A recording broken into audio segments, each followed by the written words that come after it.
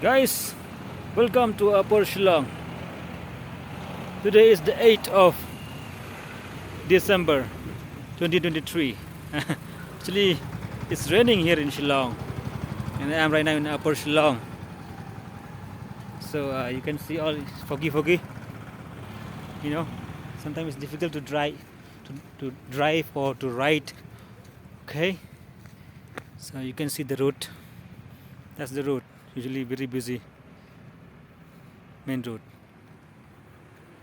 Okay, so I'm going into the office right now.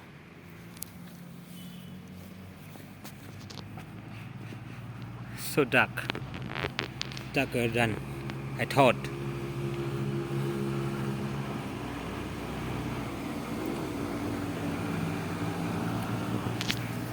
Literally the vehicle have to move slowly,